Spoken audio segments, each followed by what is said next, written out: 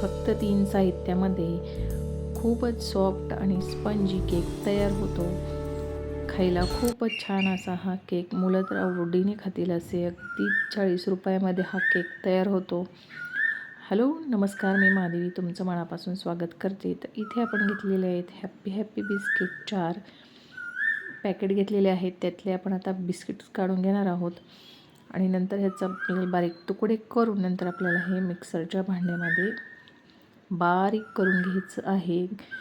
तर खूप छान आणि चविष्ट असा ह्याचा केक तयार होतो. मुलं अगदी आवडीने खातील असे. तर ह्याच्यामध्ये आपण आता मिक्सरच्या भांड्यामध्ये हे टाकून घेणार आहोत.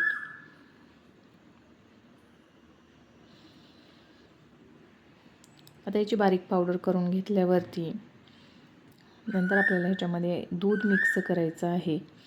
तर इथं आपल्याला 1.25 ग्लास असं आपल्याला दूध लागलेलं, 1 ग्लास आणि अगदी थोडंसं वरती हे आपण आता दूध वापरलेलं आहे.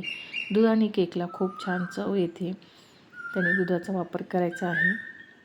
तर व्यवस्थित असं आपण आता हे मिक्स करून घेणार आहोत.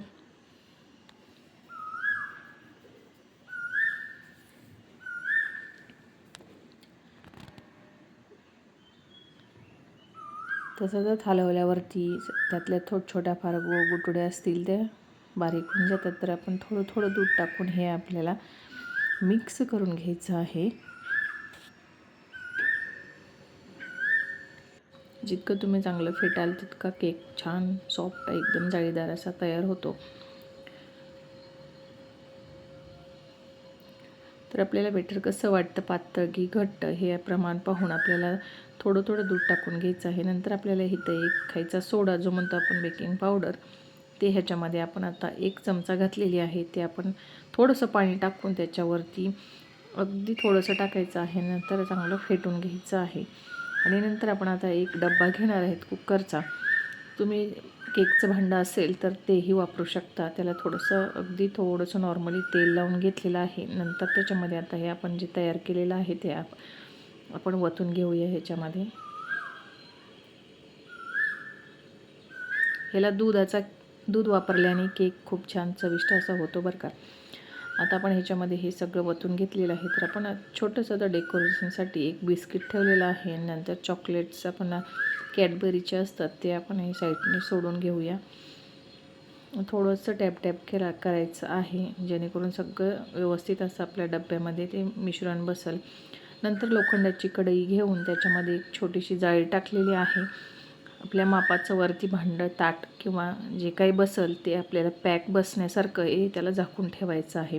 लोखंडाच्या कढईमध्ये लवकर केक बेक होतो.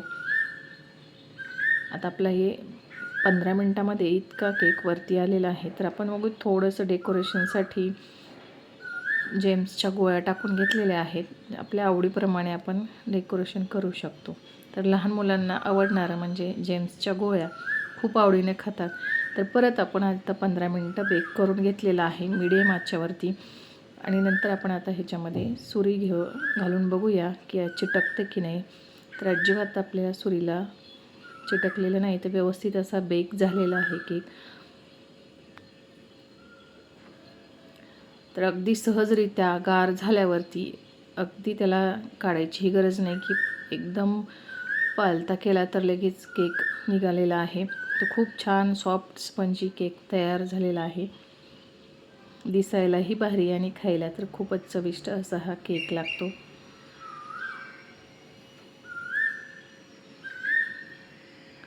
एकदम सॉफ्ट असा स्पंजी एकदम केक तयार झालेला आहे. खूप आवडीने अशी मुलं खातात. तर नक्की तुम्ही ट्राय करून पहा. व्हिडिओ जास्तीत जास्त शेअर करा व्हिडिओ आवडलास तर आपण आता केक कट करून घेऊया.